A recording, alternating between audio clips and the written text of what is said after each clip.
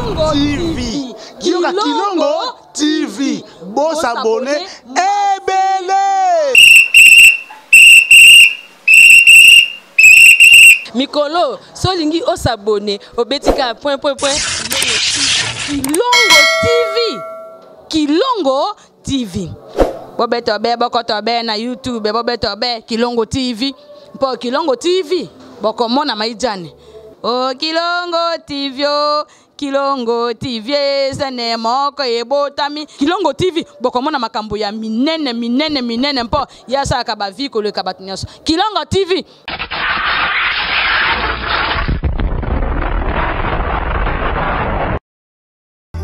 Sambako sakate yawe, Sambako sakate yawe, Sambako sakate yawe, Sambako sakate yawe, Mwana na moto te yawe, Sambako sakate yawe, Asali moto te yawe. Shalom, shalom, peuple de Dieu. Shalom, shalom, bande de connus, vos amis, ils vous poste de télévision Nabino. Pour Nako, Ladanga, votre humble serviteur, les missionnaires Kossi, les jeunes lions. Zambalo la Pambola Bino, Zambalo la Pambola, bande de connus, Soyaba Christo, Oboza, partout à travers le monde. Zambalo la Kansebino. Tika to Sambela. Seigneur Dieu de gloire et de grâce, entre tes mains, tu as recommandé moment où il paye nayo. Le t'écrit dans ta parole, recommande ton sort à l'éternel, mais à lui ta confiance, il agira. Tu dis qu'il semble agir d'une manière extraordinaire à travers le Lobanayo, car ta parole est une lampe à nos pieds, une lumière ici, nos santé, où ils ont éclairé biso. Tika, polé et à travers parole nayo. Motonio so yo kan loba o azala béni, motonio so nzambe ako partager message o azala béni, motonio so ako sala lo sambo o ko sama na prédication o azala béni na kombo na Yesu Kristo Nazareth o azala kolope mo bix na biso o azala motel na biso ndeto samba epeto lobi. Amen. Bien dans les seigneurs nzamba la pambola biso, nzamba la pambola motonio so oyo azali pona koyoka nzambe à travers moi votre humble serviteur, les missionnaires Kossi les jeunes lions. Et après avoir prié, après avoir compté ma programme à prière, nous avons tchaki na motema pour partager les kamomoko eza mokeme motuya ou ezali lelo motu lelo fois comprendre où yazali pas na Zambé puis que zongi santo toni ko ça la prière ya consécration devant l'Éternel des armées parce que Bible zo ba biso na mokanda na 1 Corinthiens chapitre 3 verset nango 16 Bible lobi. Ne savez-vous pas que votre corps, ne savez-vous pas que vous êtes le temple de Dieu et que le Saint-Esprit habite en vous? Ne savez-vous pas que vous êtes le temple de Dieu et que le Saint-Esprit habite en vous? Awa Thomas Paul a rappelé il y a Corinthe ko loba ete bomi ebite ke banzoto na bino eza temple ya Nzambe oyo molimo mosantu afandaka kati na bino. Bomi yebiteke banzoto na bino eza temple ya Nzambe o molimo mosanto afandaka kati na bino. Bien aimé dans le Seigneur, na kati ya makambo eza na makami bale bazo bila corps lokola temple pe bazo bila moto oyo apesaka temple valeur esprit. Bato mingi nzoto na mo réellement eza temple ya Nzambe mais molimo mosanto temta zo mata kati na bango. Bato mingi nzoto na bango eza pe temple ya Nzambe te. Pourquoi? Parce que ba consacrer vie na bango pa na Nzambe te. Nandila ko accepter Christ Seigneur pe sauveur. Mais ça mina ba chrétien muso o ba accepter Christ Seigneur pe sauveur na bango o nzoto na bango et comme temple baza chrétien mis à part mais Saint-Esprit te mutazo vanda totalement. Mususu sans que moi pas ignorance a éviter que nzoto eza temple ya Nzambe molimo sata vanda na été pas ignorance. Bato mususu mukile hypothèque vi na bango ba trika vi na bango ba fandisa biloko o esengela ke fanda te na kati ya temple pas ignorance sans que pe ba yeba. Thomas Paul akopona ki makambo abande ko rappeler bande ko ya Corinthe Zambalo la pesinga mission a rappeler ndeko moko ke nzoto na yo eza temple ya Nzambe o molimo mosantu nde sengeli afande sengeli moto mususu afanda te. Tango moto nzoto nizaka temple ya pamba ya Nzambe molimo mosantu afanda te moto wana akotambola akosala makambo selon moto afandi kati na zokonza. Tant molimo mosanto akoka fanda kati na biso, cela veut dire quoi zoka possession ba vie na biso et ba ndiko commander biso parce que l'esprit Bible dit celui qui a le fils a la vie et celui qui n'a pas le fils n'a pas la vie. Fils oza Jésus que de Nazareth il est en fandi na kati na biso à travers nous autres où ils a temple et ensemble a copé sa vie à travers son esprit saint. Mais ton fils a fandi kati na mototé bien aimé dans le Seigneur. Nous autres ils a temple ensemble mais esprit de quoi ça quoi agir et ils a la hausse quoi agir possession fandi ne quoi agir. Batoming ba aussi bien ba conséquences. Dans nous autres ils a temple ensemble mais ba aussi bien ba conséquences ya esprit to eloko ba fandi ta kati na ye. Ndezo memaye, ndezo commander, ndezo pousser à ça la oiseau kanisa. Mais Dieu à travers sa parole, alinga yebiso bien aimé dans le Seigneur, de cause la danga, de cause de sa poste télévision nous la danga, ayebisa que nous nous a temple ensemble, molimo mo santo ne singala vanda kati na yo. Oh, ton molimo mo santo aye kati na biso à travers le fils, Bible bi na mukanda na Esaïe, tutango Esaïe chapitre 11 verset nango D. Esaïe chapitre 11 verset D. Tant molimo koya kati na moto yoka makamba olo aromem la moto. Bible biboui. L'esprit de l'Éternel se reposera sur lui, esprit de sagesse, de l'intelligence, l'esprit de conseil et de force, esprit de connaissance et de crainte de l'Éternel. Babi molimo mo santo akofanda kati na bino, molimo oya memaka bonya pe mayele. Molimo oya yaka na ba conseil pe makasi, molimo oya memaka boyebi pe amemaka bobangi zambe kati na bato. Saint-Esprit soka vandi kati na yo, nzoto no oza temple nzambe, soki molimo nda vandi kati na yo, amemelo makambo, amemelo yo boanya, otobengi sagesse, amemelo intelligence, otobengi mayele, akomemela yo conseil, akomemela yo force, akomemela yo crainte ya nzambe. Aussi longtemps molimo afandi kati na moto te bien aimé makambo ekokokisa mate kati na vie ya moto. Yonde na mande koloba na ibande na ba que celui qui a le fils a la vie, celui qui n'a pas le fils n'a pas la vie. Oh, fils Jésus a kati na biso nda pesa biso posa. Eza lokola na illustré mu keza lokola mosi ya zemi. Bien aimé, mosi oza na zemi. A dépendre sous na yete totalement. Akoma ko dépendre na mwana to feti so za na kati ya libomu na ye azo dépendre na mwana za na kati ya libomu na ye e mwana nemta do pese ba posa mwana ndo lo ba oka ka so yeye a posa na yanga ngai moka basalaka bongo ba mususu yeye posa na sala loko boye azo dépendre na gona ye mususu totalement te mwana ndandi ko pesa ye posa. Or lorsque nous avons reçu Christ en nous pour na ba chrétien o Christ avanda kati na bango pour na ba chrétien o nzoto mo za réellement temple nzambe mo mususu afanda Christ apesa ba posa yango mona moto mususu aki posa oloka nzambe pendant 3 jours ya jeûne, aki posa oloka nzambe na ba sacrifice, aki posa oloka nzambe na njela offrande, aki posa oloka nzambe à travers et là, on se met pas na ba jeûne, na ba nuit de prière, na ba veiller. À qui peut se resserrer la jambe? Pourquoi? Parce que fils ou azakat ne yesu que ça Nazareth a so pesa ye posa. Yozo ka posa ni. Oza temple nzambe, oui. Nabi iyo, maintenant la fin du kati na yo. Parce qu'il a 1 Corinthiens chapitre 3 verset 16 Paul a dit temple nzambe o molimo mo sato fandaka. O remarqué la vie na yo, bien aimé dans le Seigneur. Osa sous temple nzambe mais molimo sato ka fandi. Saint-Esprit a ce espace souti na vie na yo. O remarqué na vie na yo, ba maladie songolo pakalande jouer sika na kati nzoto no eza temple nzambe. Bien aimé sika molimo mo sato fandi, ba maladie songolo pakale ya ka khati. Pourquoi ba maladie ya ndenge na ndenge répétition na vie na yo? Pourquoi ba maladie répétitive, maladie ancestrale? Ozamba msuna Afrique na Amérique na Asie, ozamba msuna Europe. Mais ba maladie ancestrale ya monde zwaka yo trop. Ozo dépendre toujours na ba rythme ya maladie lié na mikolo loko mo ebandi ye mutu esalaka yebo ye loko bezongi saka yebo mikolo loko la to komi na boyeboye ye ayoka ka boyeboye. Pourquoi? Parce que molimo mo santo ta fandi kati na yo. lorsque ton corps est sous temple, lorsque ton corps est sous temple, ensemble était tout na quatre esprit, na quatre temple, où ils ensemble esprit te défendu, bien aimé, où il a fandi à couper sa forme, où il est azo kanisa.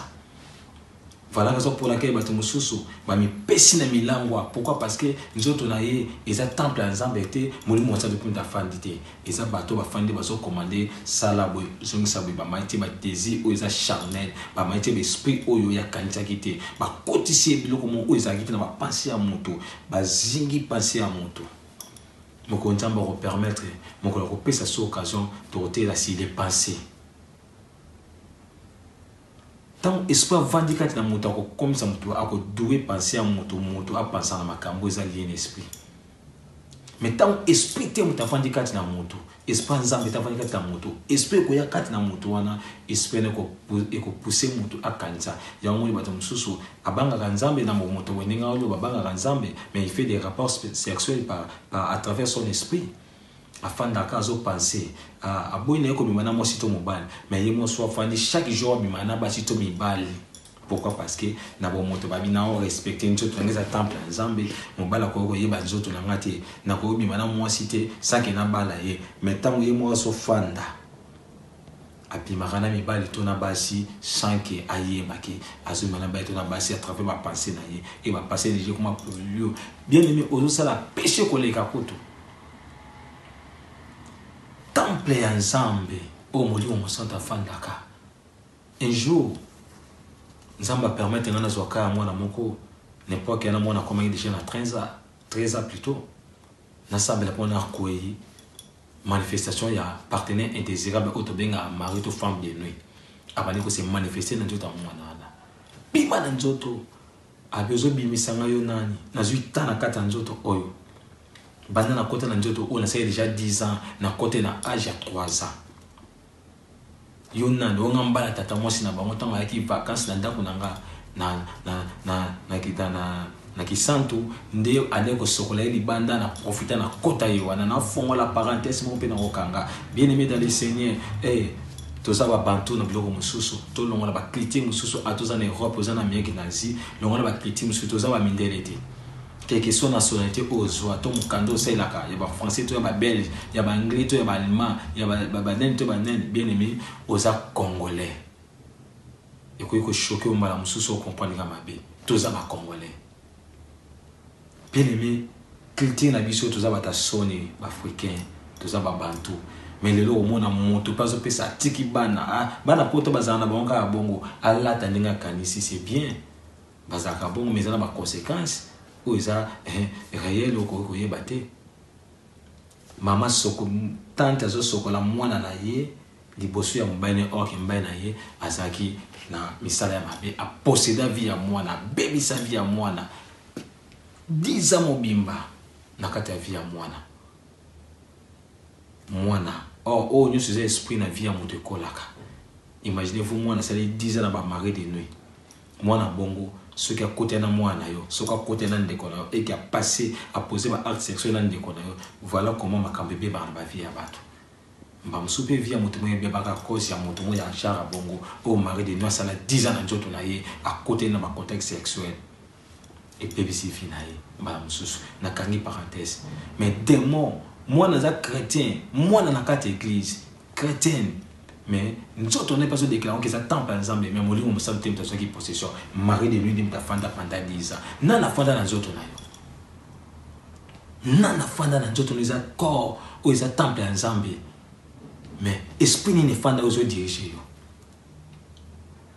au mona mwana ensemble tant la ina vie na ye mais ata mobala malunga pour ça na pene na été pona abetleta sur la bolingo parce que bazu bati masque de vieillesse bati ne longi na yo bati masque ozo peki sabato ba ya njoto les temple ensemble oui na ndimi yako mais esprit ni fandi ya mari de nous il va masque de vieillesse ba fantani na kata njoto na yo envoûtement blocage freinage ba fantani na njoto na yo malédiction ba fantani na njoto na yo botutuni ne fanda na njoto na yo car ton corps est le temple de Dieu et Seigneur mon Dieu saint na fanda apportez parole déclarée. Nous voulons prier bien aimé.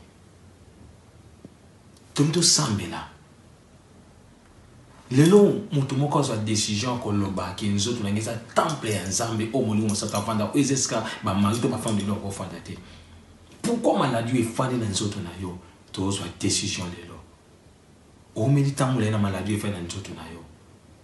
Bien aimé, lelo tozo zongisa nzoto na biso na consécration to ba keza temple ya nzambe o molimo sata fanda ka.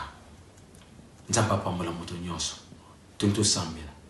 Nange osambela pa na nzambe loba merci kolo na loba ona yoki obana ko tonda nzambe bada ko komisa nzambe na maloba o ate inga na yo nzambo alakisi ngano ke ba nzoto na biso za ba temple na ye o mulimo ne singela vanda bada ko komisa bada ko loba merci pa na nzambe bada ko tonda kolo bada ko loba merci bien aimé sambele siko zali loba merci kolo merci pour nzoto na ngai za temple na yo merci pour mulimo no musato singela vanda bada ko sambela nange ko sambela sko na décision obana ko boya o ba ke nzoto ngeza temple na nzambe zeska ba mari de ni ba fanda kate nzoto ngeza temple na nzambe zeska ba maladie fanda kate nzoto ngeza temple na nzambe bada ko ba déclaration bana ko boya elisika malédiction fanda kate nzoto ngeza temple nzambe ezesika ba blocage ba basi ya mutu bana mutu ba fanda kate bana ko déclarer bien aimé bana ko déclarer yango na kombo na Yesu Kristo na zakati déclarer nzoto no sala prière consécration mi kabe pa na nzambe sala ba déclaration ba témoin visible ba yoka pe ba témoin visible ba yoka ke yozo déclarer que nzoto na yo eza temple nzambe o molimo mo santa fanda ko o bandoki ba ko fanda te ba mari de nuité envoûtement célibataire na combo na Yesu Kristo Nazareth. Kolo merci pour la molimo liko na biso. Merci pour la nyonso sali. Merci pour la molamo na yo tiko pambola moto nyonso aselo sambo oyo na combo na Yesu Kristo Nazareth ndeto sambe petolobi. Amen. Peuple de Dieu, c'est toujours moi, votre humble serviteur, les missionnaires Kosi, les généalogues. Benga na ba numéro est affiché na bande de l'écran. Ba numéro est malheureusement benga so bengi to yamba yo, benga zambalola azelongo na biso. Un grand merci à mon caméraman, à celui qui a zaki sima ya caméra, Cyril Modabi, zambalola pambola yo, tonton Cyril zamba pambola yo. Merci na ndeko Rais Kange, merci na ndeko Rabi Mavinga, zambalola a pambola bino, tokutani na numéro ya sika. Ciao. Le business a ses idées, FB International Agence a ses abonnés. Le fret Europe, RDC, a retrouvé son identité. Pour l'envoi de vos colis, bagages, véhicules et autres, courrier express à destination Kinshasa RDC, une seule agence, FB International. FB Business, et pas Fisto Bassene, à Zabizo Kotozane. Maringa Septande. Maringa Septande, c'est là, j'explique. Alors, Maringa Septande, FB International. Na Kasavubu, c'est la question de Kasavubu. Ça va sauter na Kasavubu na Maringa wana. La sécurité de vos bagages sont assurées en un voyage rapide et à bon port, quelle que soit la quantité.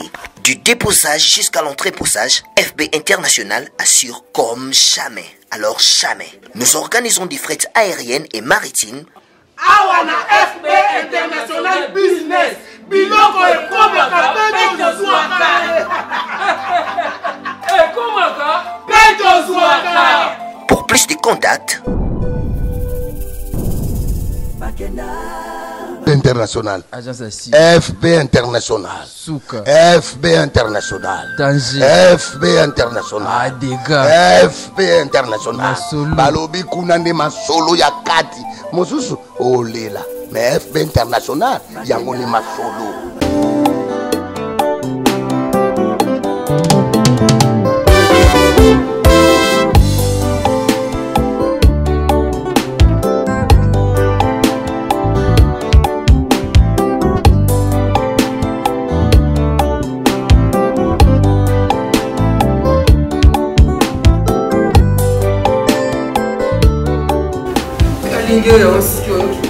Papa, on est sénat. Oh, kasi na kani ya Mais on continue souki. Papa, on a tout continue souki. Oh, Papa, continue souki. c'est na défi. On continue souki. On va comme si on a pas papa. On continue sénat la souki. On va comme si on a pas. Go, prends la yo. On a souki na papa. Continue souki. On va souki. On va souki na la kon. Deux à Papa, on va souki. Qualité maman. On va souki na. Oh. On va souki na. On va souki na.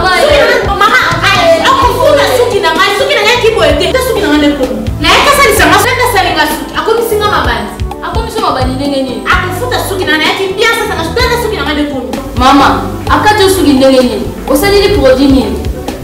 Maman nangai. Tala produit salé. Zazu. Produit ya kala. Ba sali la dans souté. Et quand il est sous des commis ngai. Na sala ko sou bidana kata sou. Non, katanga sou de papa. Ah, Tanti, j'ai une fille au point où tu le levis pour le hausser la soupe. Donc quand vous signez, nga suki na wana yata awa kala. Bakata nga suki te. Tala nga de kuna koma na suki bede tala. Yango, moi si tu le point où tu le lo éviter. Et le hausser la suki na. Pour les cheveux brillants et pleins de santé que vous aimez, faites confiance à la gamme Edith Marquis Beauty. Edith Marquis Beauty, produit 100% naturel pour satisfaire toutes les femmes, les enfants, mais aussi les hommes. Batata Mabandi. Soliché Zouami. Avec la marque internationale Edith Marquis Beauty, vous y trouverez aussi la pommade, shampoing, huile miracle et l'après-shampoing pour la réparation et les traitements de vos cheveux. Utilisez la marque Edith Marquis Beauty pour bénéficier de ces 3 actions. Alors, ne posez pas de questions pour savoir où se vend le produit Edith Marquis Beauty, puisque c'est une marque internationale. Il vous suffit tout simplement d'appeler au numéro Sokobengi Osamo Bimba. Edith Marquis Beauty. La protection et la garantie de nos cheveux. Edith Marquis Beauty. Solution à la souki na biso.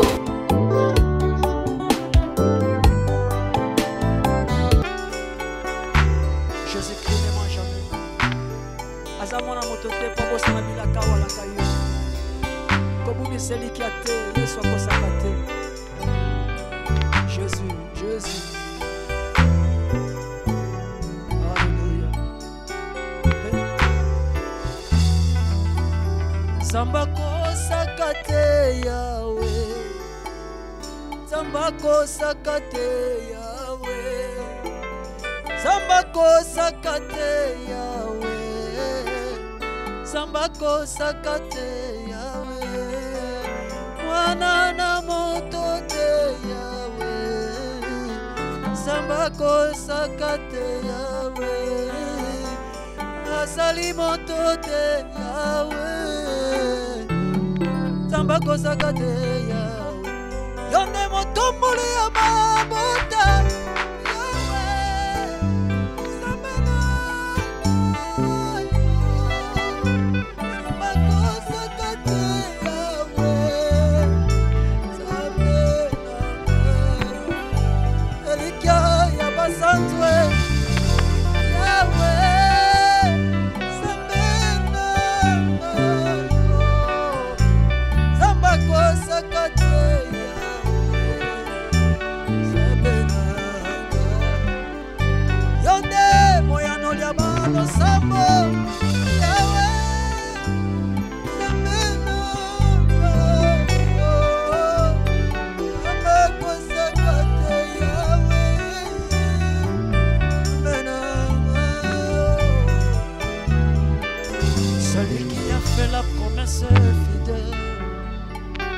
Reste à ton poste comme Habakkuk.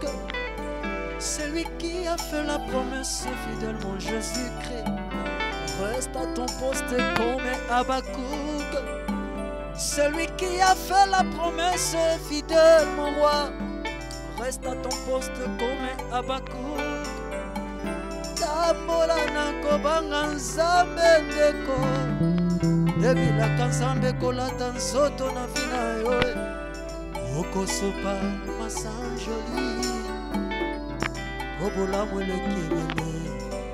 Mwana na moto te Yahweh. Zamba kosaka te Yahweh. Asali moto te Yahweh. Zamba kosaka te Yahweh. Soki akosaka Abraham ete mobange. Boni boni akosanga elenge. Soki akosaka Sara te na double ménopause. Ebanda boni akosanga elenge mwasi. Soki akosaka Abraham ete mobange. Banda boni akosanga elenge. devant les prophètes balakosaka elite ayanola na moto ebana bonya kosanga oyo nandimela Yesu mwana na moto te yawe zamba kosaka te yawe yonde moyanoli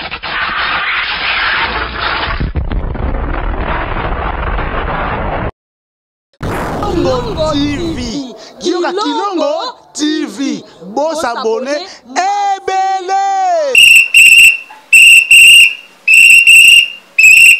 Mikolo, solingi o s'abonner au betika point. Kilongo TV. Kilongo TV. Bobeto be bokoto be na YouTube, bobeto be Kilongo TV. Po Kilongo TV. Boko mona maijane. Oh Kilongo TV oh. Kilongo TV sene moko ebotami Kilongo TV bokomona makambo ya minene mpo yasa ka baviko le kabatunyoso Kilongo TV